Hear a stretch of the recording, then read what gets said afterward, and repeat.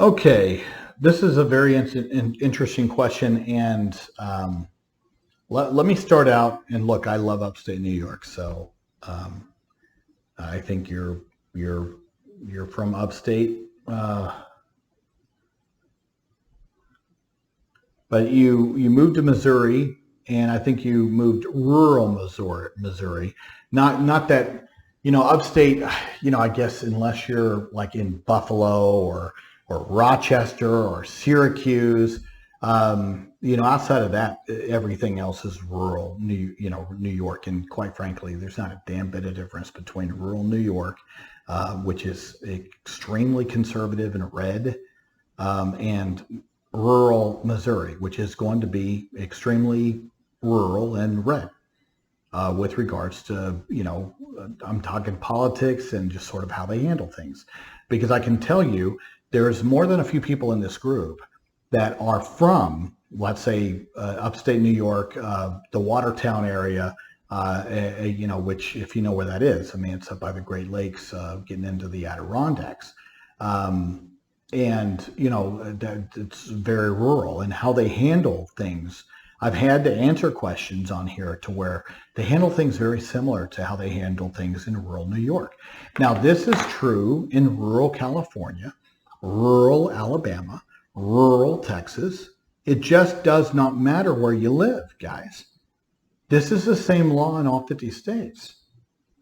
Now, there are some fine nuances and in the education material that New York has as opposed to Missouri may be far more detailed. But with regards to the realities of how they implement special education procedure, I'm telling you, I have an office in Texas. I have an office in New Mexico. I have an office in Alabama. We have cases in other states where we collaborate with attorneys. And I'm telling you, it's not a damn stitch of difference. And, I lived in upstate New York for a few years in my 20s. Absolutely love the people, love the area, love it. And I can tell you, it just is one of those things to where the one thing that I have learned over the years in working in this area of law is that with regards to red state, blue state, with regards to rural, urban, or suburban, there tends to be a consistency in how they approach the problems.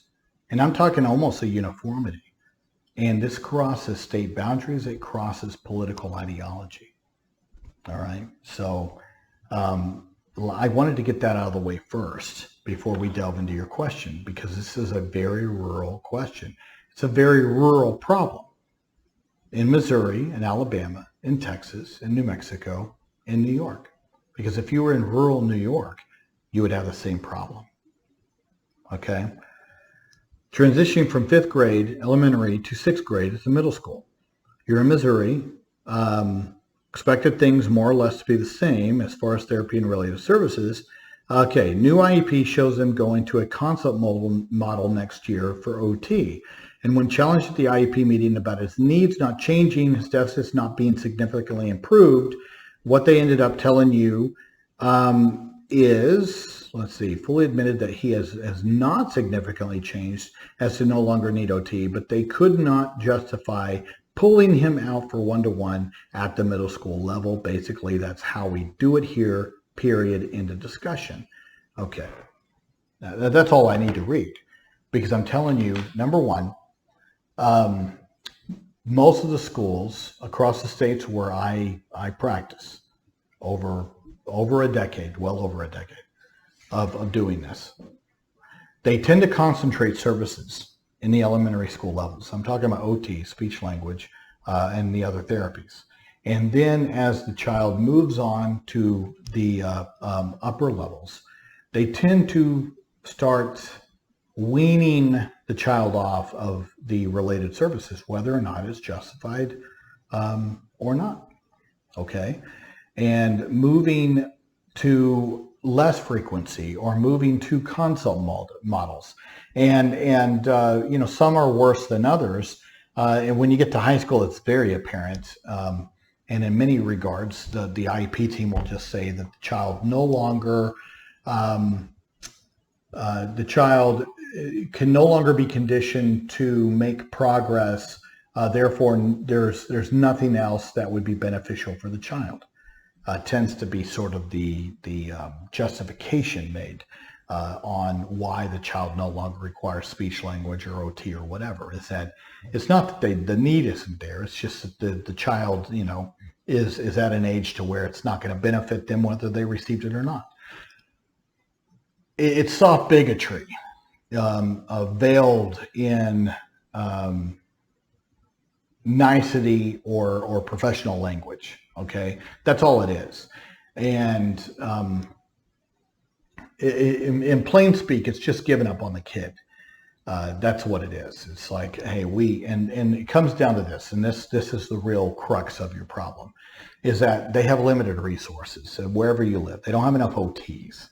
Instead of admitting that they don't have enough OTs and they don't want to hire another OT, they don't want to get quotas to support the OT, that they're trying to sit there and sprinkle fairy dust on all the kids to where it looks and appears as though they're getting OT. They're not really getting OT because they don't have enough OTs. So they just do consults where the responsibility for working on fine motor, gross motor, those kind of things is more something that the aides and the staff are responsible for, with oversight from the occupational therapist, which I'm not saying that that's a bad model with some children and in some situations, but to sit there and use that as a carte blanche excuse for providing FAPE, no, I don't agree with that, and no, that's not appropriate, and no, you shouldn't be doing that.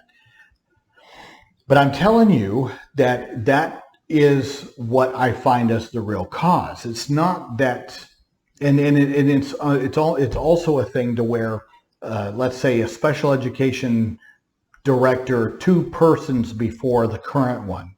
That's just the way they did things. Not for any other reason than let's say they lost an OT and I'm freaking out and it's February and we got to get it to May, and so I changed some policies and in order to sort of shave some corners, and then lo and behold, nobody complained. I waited. Am I going to get some complaints, or is somebody going to say anything? And parents stayed silent. They bellyached, they complained, but nobody filed a state complaint. Nobody filed for mediation, and nobody filed a due process complaint. And because nobody did that, I got away with it. And because I got away with it, we're just going to keep doing that. Because hiring another OT costs money. And now I can go to the superintendent and the board and say, look what I did. I just saved X, Y, and Z. And you sit there and you go, is it that simple? Are people that demented? I don't think they think that way, guys. I don't think that they think that they're damaging kids. I really don't think they think that. I think that they're looking at it from, I'm a director. I want to maintain my job. I want the accolades of saving money and doing a good job. And this is the way I did a job. And we're able to do that because, how people interpret that I'm doing a bad job is they file complaints and there are problems. But a lot of parents don't think that way. See, parents think in the way of I don't want to go against the government. I don't want to fight government. I don't, this is a big, I'm going to try to work. I'm going to try to be patient. I'm going to try to. And so what ends up happening is that you guys are having discussions like this. You're completely off. You're not linked up with regards to each other's motivation. And like I said, I'm reinforcing, guys, this doesn't mean this is a bad person. It means that their motivation is not the same as yours. Now, does it make it right? No, it doesn't. Of course it doesn't make it right. Of course they're wrong in the standard. Of course they should have hired another OT. But I'm telling you that tends to be the problem. And then when that person moves on and the next person takes over, they assess the landscape and they go, all is well. There's no complaints. There's no issues. This is how it's being done, and it works. Not understanding that isn't how it was done prior to the other OT leaving. So do you see how it's easy to sit there and get in these cycles of this is how things are done? Well, who made that decision? And how long ago did they make that decision? Were you even here when they made that decision? Because that's not the standard. That might be your decision. It might be how this district does it, but that's not the standard. The standard is FAPE, and the standard is, what does my child need in order to receive a FAPE? How is it that OT impacts my child's educational performance areas of academics, social emotional development, and communication?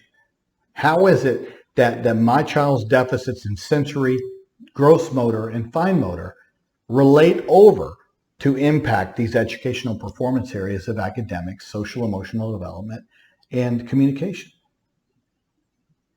And if you can sit there and draw those correlations over to how that impacts your child, then they should be providing the OT just like they did in elementary school. I mean, it's not a question. There is no additional Missouri standard that's different from the rest of the country. It just doesn't exist. It is as simple as they're getting away with it because nobody's complained about it.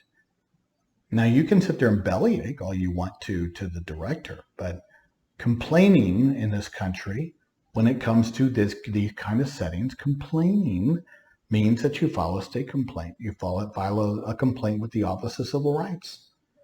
You file a due process complaint. You ask for mediation.